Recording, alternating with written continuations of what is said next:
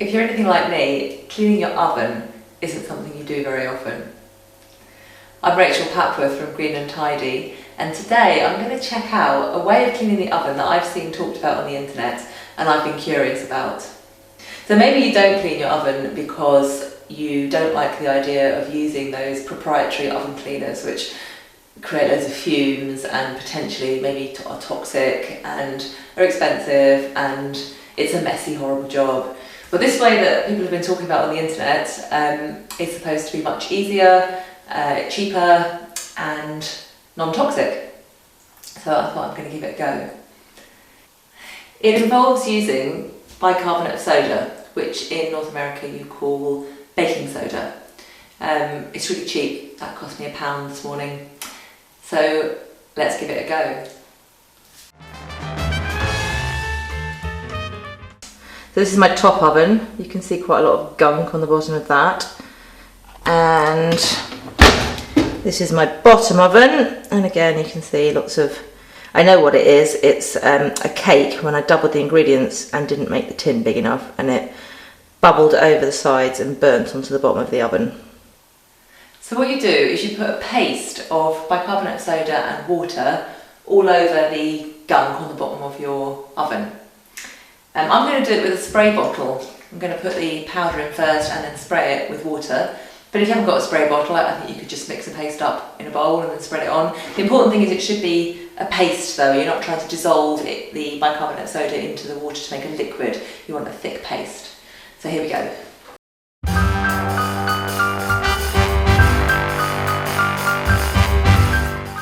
And I'm going to put some over the doors too, because that's also got marks on it.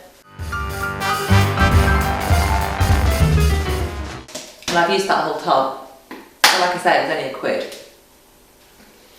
Okay, so now the water.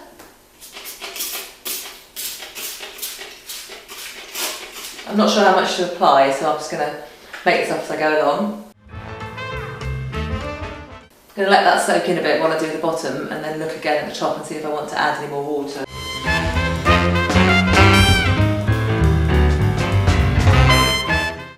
Yeah, I think I will. It still looks quite dry and powdery, so I'm going to put some more water on.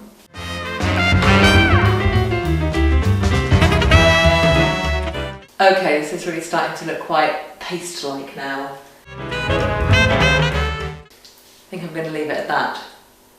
The next thing you do is just leave it overnight or for like a good 12 hours is what I've read. So I'll come back to this tomorrow. In the meantime, here's how it looks now. I don't know if you can really see that clearly, how the bicarbonate of soda is not dry.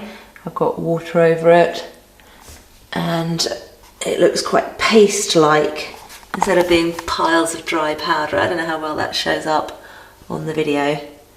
Anyway, let's see how it looks tomorrow. It's the moment of truth. It's actually about 24 hours later and I'm now going to clean the bicarbonate of soda paste off and see if it's made a difference. And this is a genuine test, by the way. I don't know if this is going to have worked or not. So when I look at it, I can see two things. First of all, it's gone hard. It's not actually powder or paste anymore, it's gone hard. And also I can see that in places it's gone kind of a browny yellow, which I think augurs well. I think it's loosened that burnt on stuff on the bottom of the oven. So here we go, let's see if it's worked.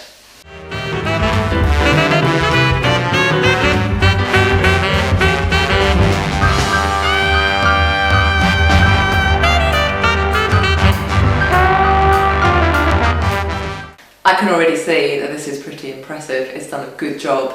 I'm going to cut the film here because it's taking a while to get the hardened on paste off. And I don't want to bore you even with sped up film watching me do all this.